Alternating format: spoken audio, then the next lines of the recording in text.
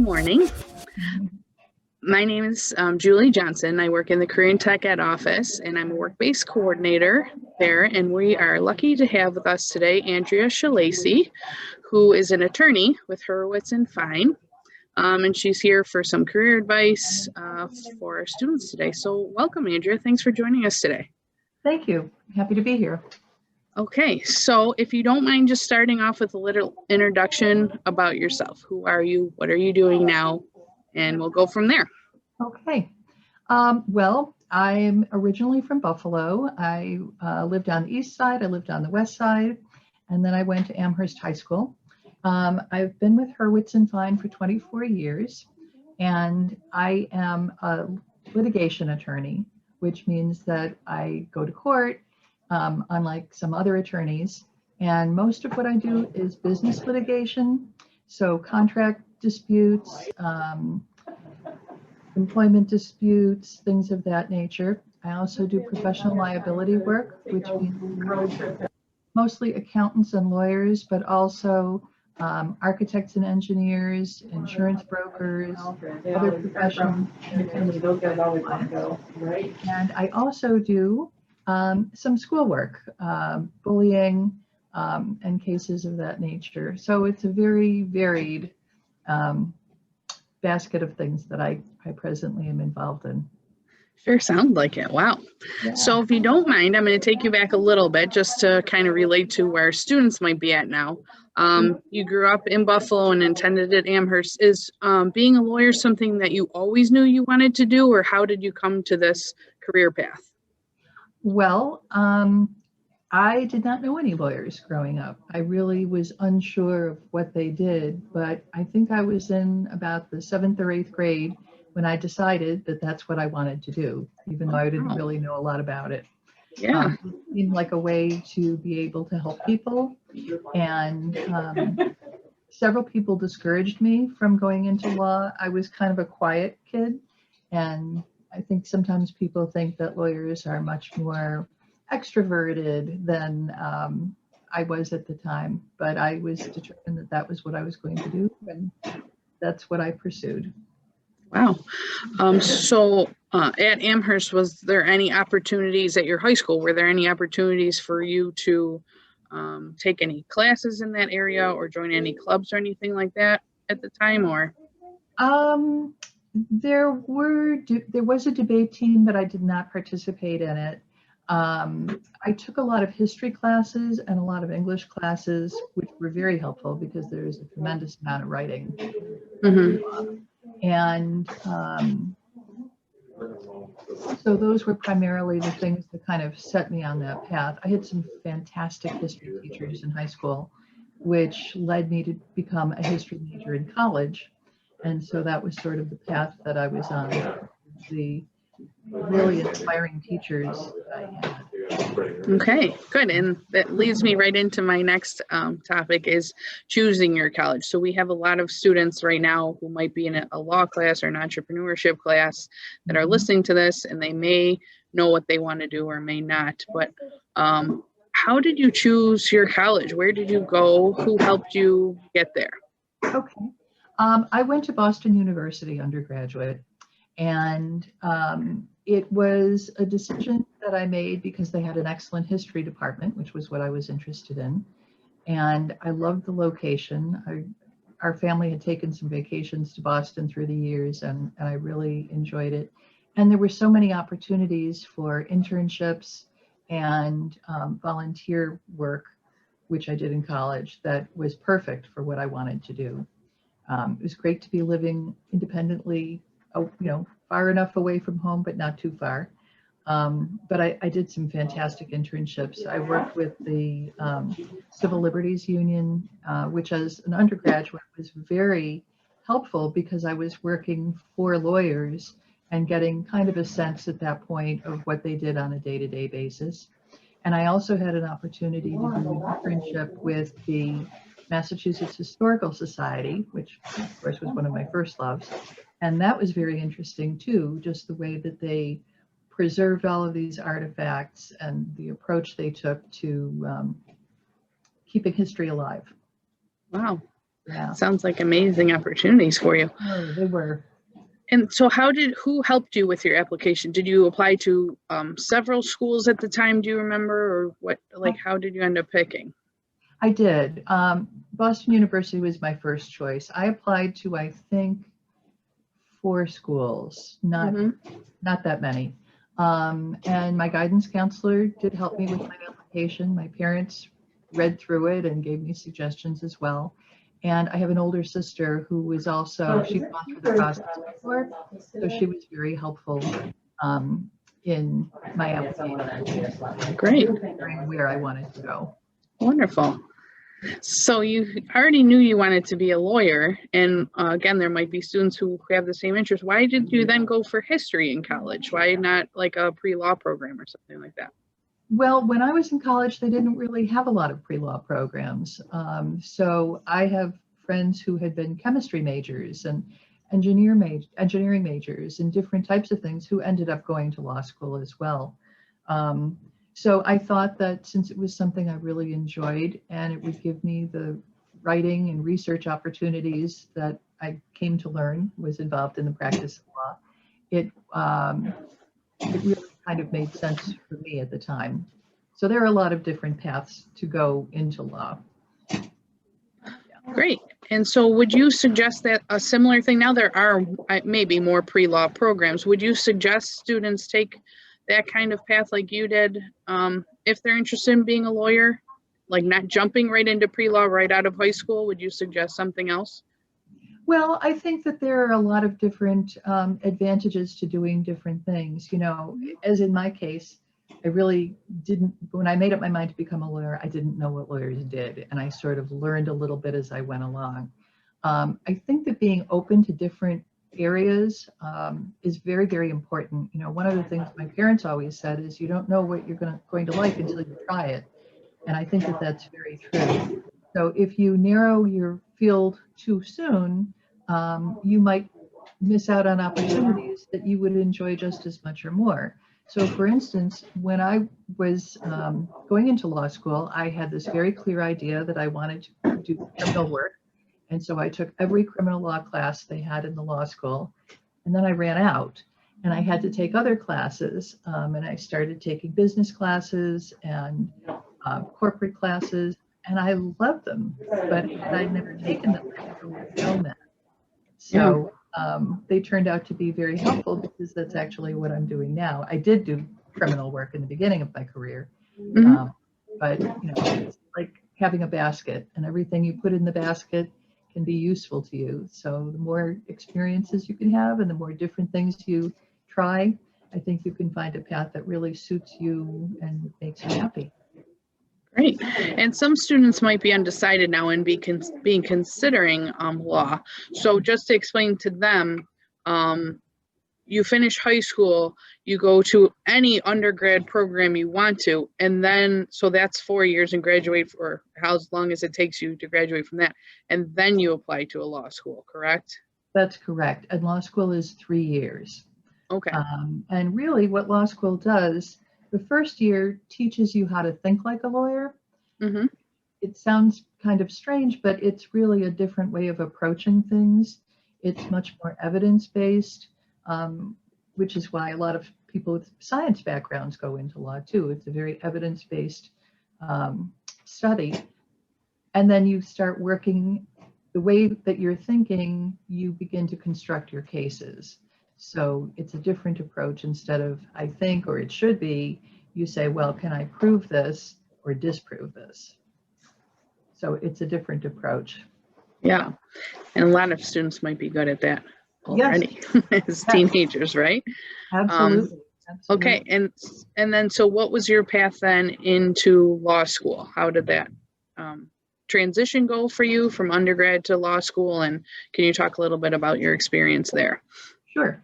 So for law school, I went to the University of Buffalo, and it was a change for me in that BU was a very, very big school in the middle of the city. And the law school, at the time, there wasn't the whole campus that there is now in Amherst. There were a few buildings. They were still constructing it, and it was much smaller. So it was a great opportunity to make some wonderful friends who I'm still very close to, a lot of my law school friends. And it was a different sort of study. It was a lot more interactive. You know, in college, there were a lot of lecture classes where you could be with 100 people in the room and the professor would just be giving lectures. And then there would be smaller groups that you would discuss things in. In law school, there were also the large lectures, but there were a lot of smaller classes as well. So you really had a lot of opportunity to try things out. We had some clinical programs. For instance, trial techniques was one of the best classes that I took. And there was a practicing lawyer who had a group of, I think there were 10 of us. And we learned how to question a witness and how to introduce evidence in court and making arguments and all of the things that we would eventually be doing as litigators, as trial lawyers, but trying it out in a very safe, supportive space, as it were. So I think the transition was very good. And it was a wonderful program. Again, you know, I've been very lucky throughout my career to have some fantastic teachers, and that's such an inspiration. It really keeps you going. Great. And can you talk to our students, no matter what career they're interested in, to probably in law school and in undergrad, you mentioned this already, but the importance of internships and things like that, like how your experiences in those helped you in your career? They have been invaluable. They really were, because it was an opportunity to really see in the first instance how things are done.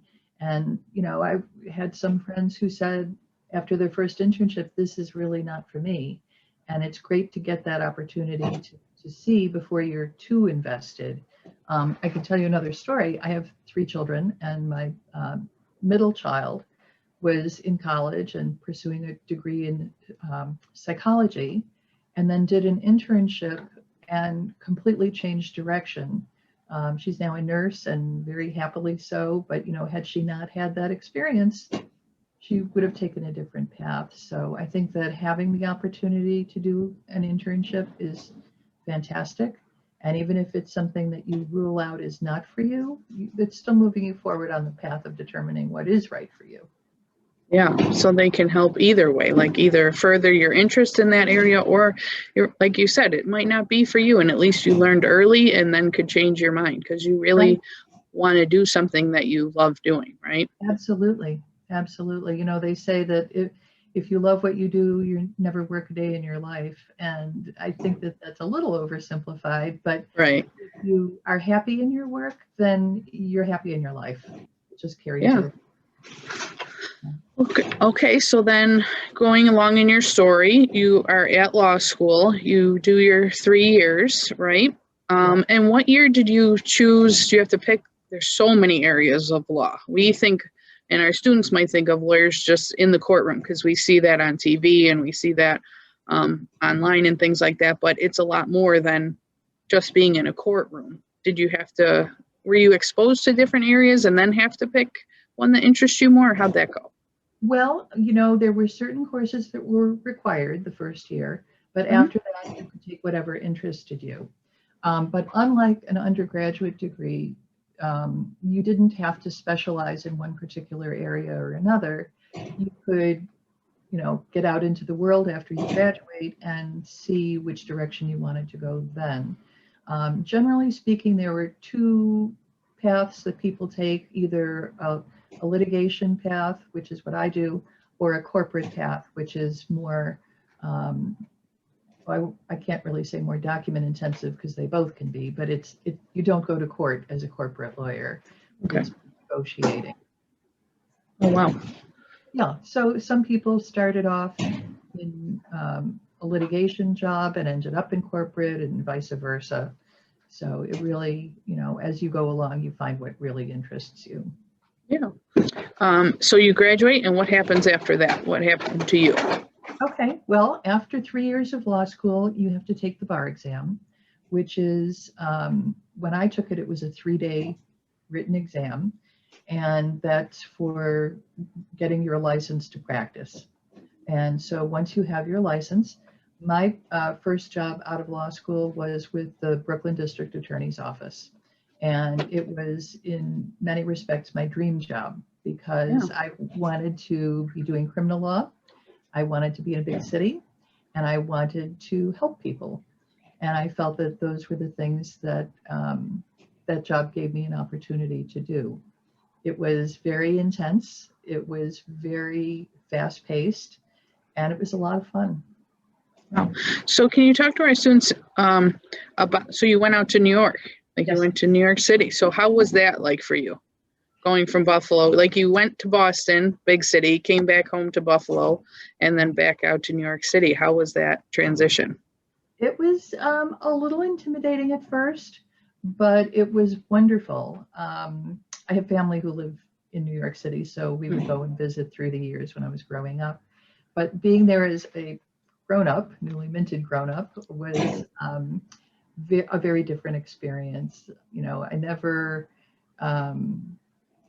was in a place that big on my own, but I really enjoyed it. There were so many opportunities there, you know, music and concerts and plays and restaurants, and it was a lot of fun. It was really great. And from moving from city to city, how do you find somewhere to stay? Like what was that process for you? It was interesting. Yeah. Yeah. I went down for a weekend and went to a realtor and just looked at a bunch of places and found a place to live in a weekend. Wow. I did a little research before about neighborhoods, but it was difficult because, you know, housing was very competitive and you didn't have a lot of time to think about it. You just had to either say yes or no because there were 5 people right behind you who would be interested in the same places. But it was a lot of fun trying to, you know, get to know a new neighborhood, the grocery store, the dry cleaner, I mean, all the little things that go with it. But it really, it worked out well for us. Yeah. Great neighbors. Were you? Yeah. Yeah. Were you by yourself at that time, or? I got married right out of law school, so it was my husband. Okay. Yeah, but my sister was a different sister was down there in school, and so. So you had a little support system with you, so that's nice. Yeah, it was. It was. And then, so what were some of the tasks that you had in the district attorney's office then? What kind of things were you doing? Well, I started off when I was there, and I'm not sure if it's the same now, but the office ran 24 hours a day, 7 days a week. So the hours were intense. But from the first, I would say we had 2 weeks of training, and then we were in court every day, hearing, presenting cases, and doing arraignments. We were working in, they called it the early case assessment unit. And when someone was arrested, they would come to this location for processing by the police department, and we would get the paperwork and decide what the charges would be and how to proceed with the case, either to a grand jury or to the criminal courts, the lower criminal courts. Worked in the grand jury for a period of time. I worked in the major case bureau, so that was like career criminals, and in the narcotics division as well. So a lot of different experiences, but it was a great learning experience. Yeah. And at the time, this was your dream job. So what happened next? You're obviously not there anymore. No. So I had been there for almost 5 years and was starting to look for a different experience. So at the time, a friend of mine had gone to the Securities and Exchange Commission because they were interested in people with a trial background and with investigative experience, and I had both.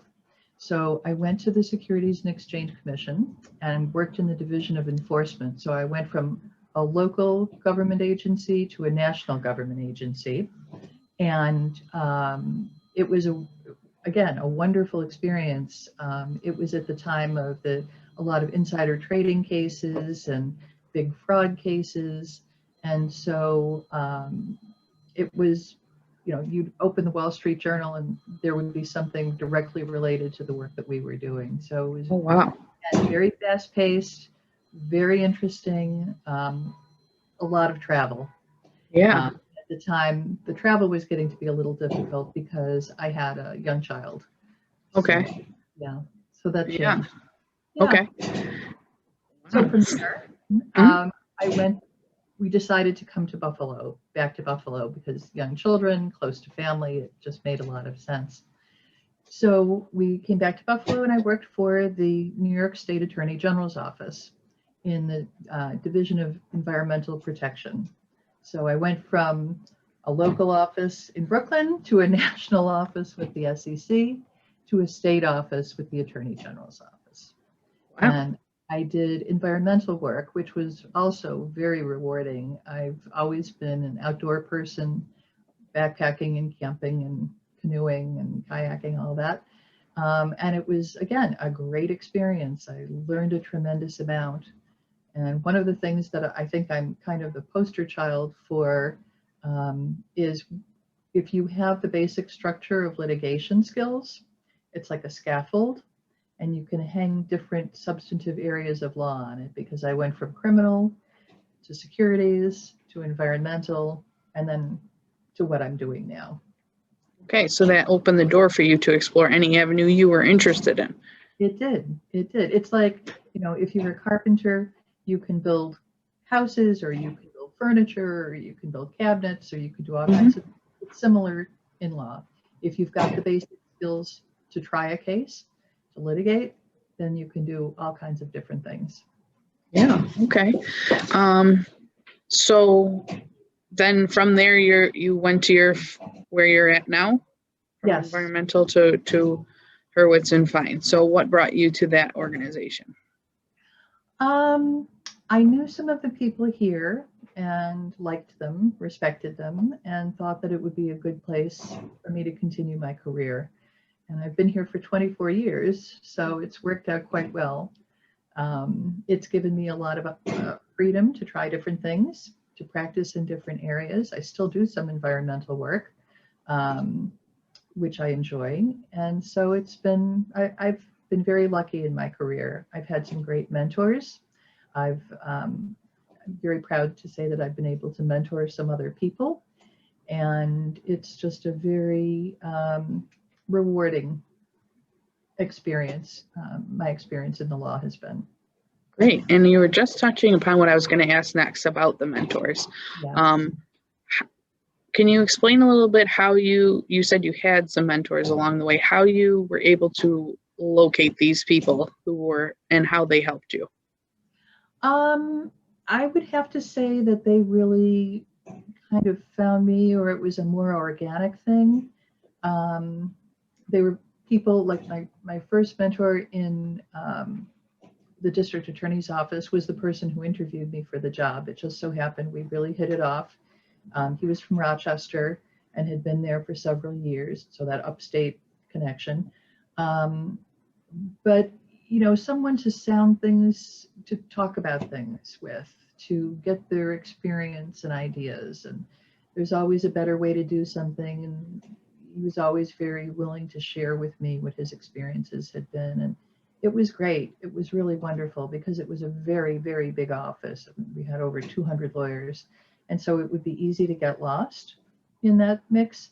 But having somebody who would take the time and help you and talk to you and guide you has always been very helpful. And I had similar experiences at my other jobs too. Great. And it must be rewarding for you now to be able to help others in that same way along their career path.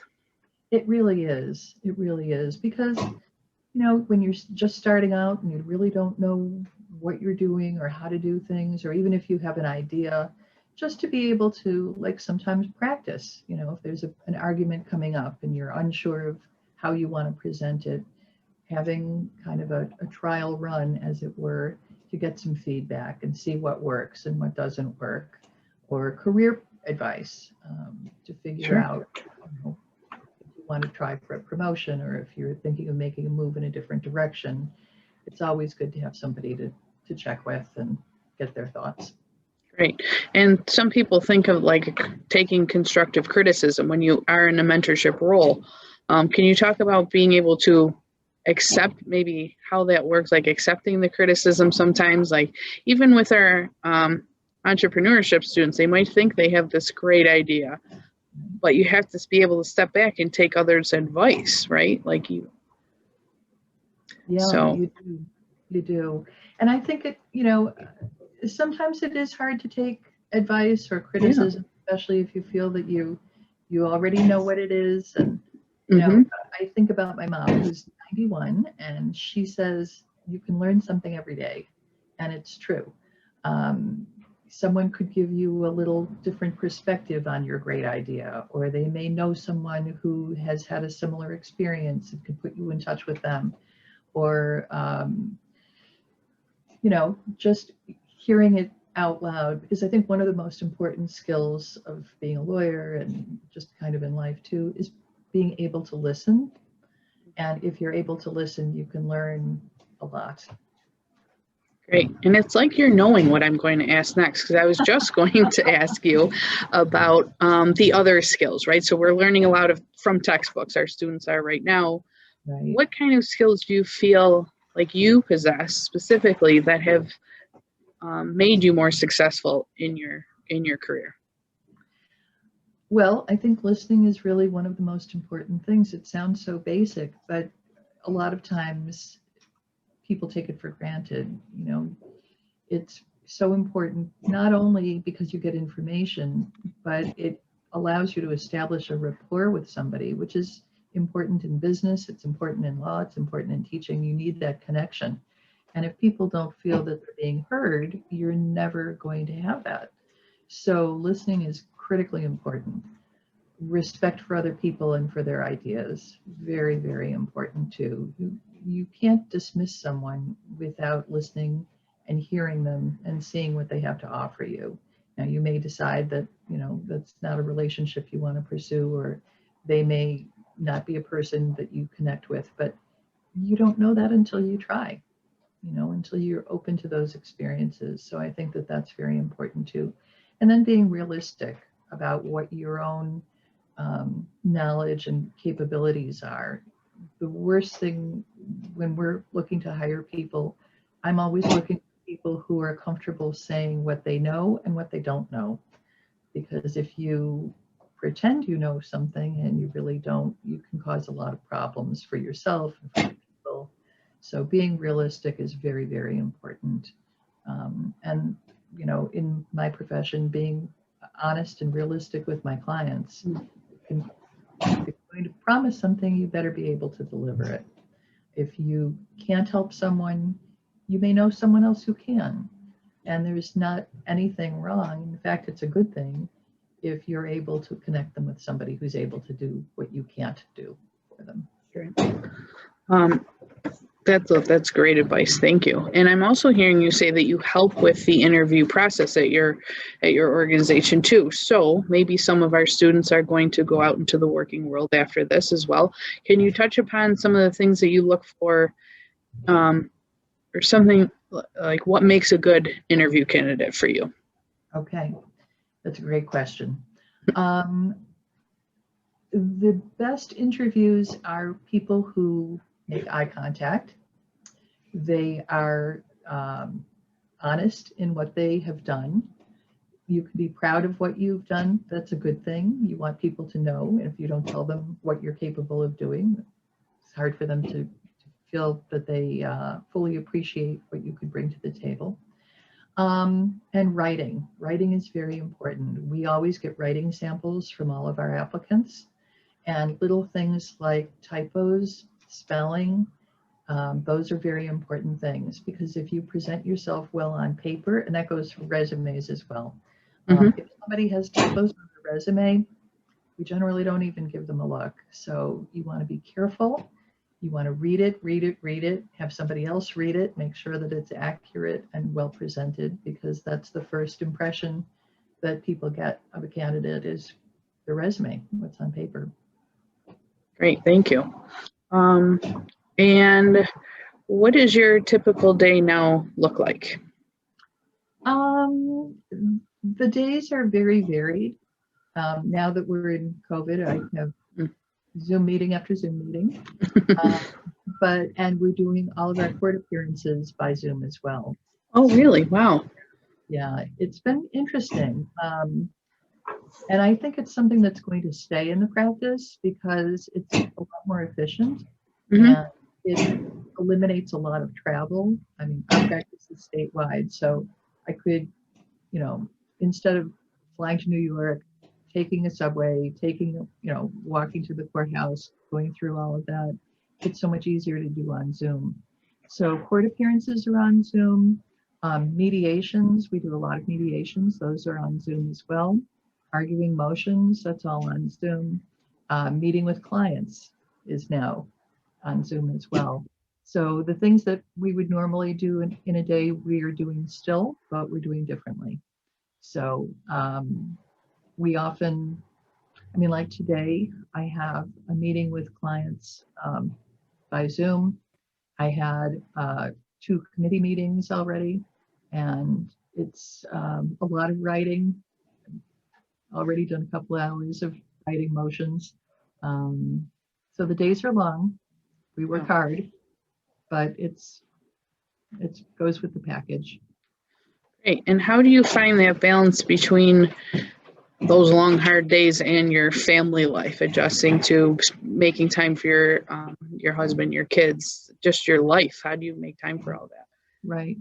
At different points, it's been more challenging. Like when I was with the SEC, it was a lot of travel, and I loved the work, but it really didn't work for me as a person because I did have a young child at the time.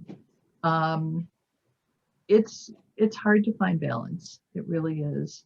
And some people work at home because they do have younger families or other commitments.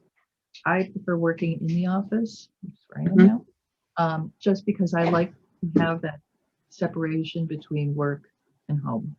There was a period of time when everything was shut down and I was working at home, and there was no stopping. I'd sit down at my dining room table at 8 o'clock in the morning and I wouldn't stand up until 8 or 9 at night because you don't have those external cutoffs. You just keep going. So I like having the separation of working at the office and family.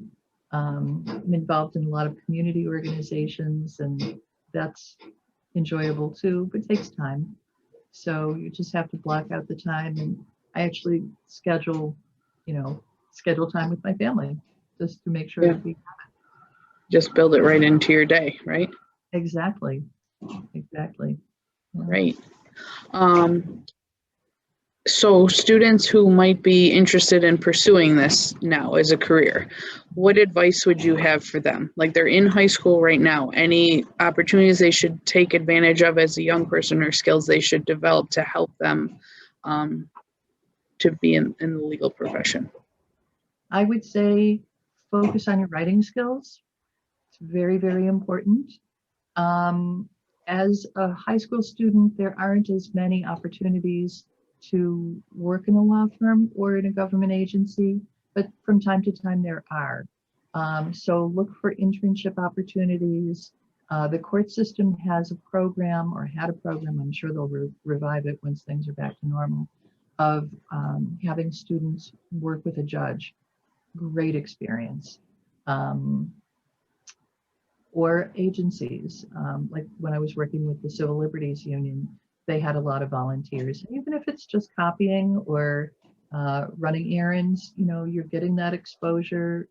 I enjoyed it. It gave me some insight. So I would say to pursue things like that as well. But the basics are very important. You want to work on your writing and expect to work hard. Right.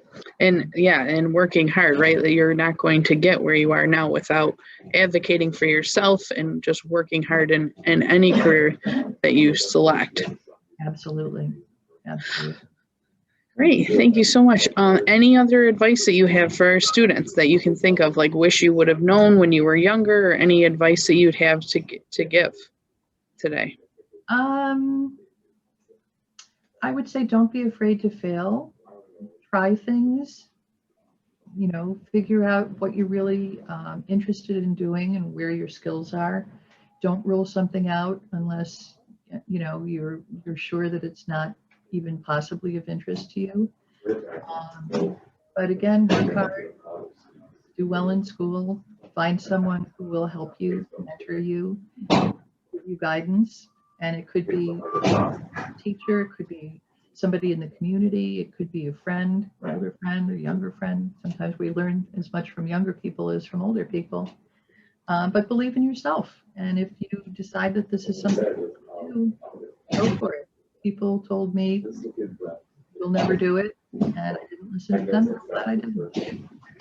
Yeah, well, certainly, because I was reading your bio and you were named as a top 25 female and top 50 attorneys in New York State by Super Lawyers Magazine. So it's a great thing that you didn't listen to those people, right? Yeah, us too. And we're so honored that you took time for us to give some advice to our students. Well, thank you so much for asking me. I've really enjoyed talking with you, and future is so exciting for all of these students, and I wish them only the best. Thank you so much. Thank you.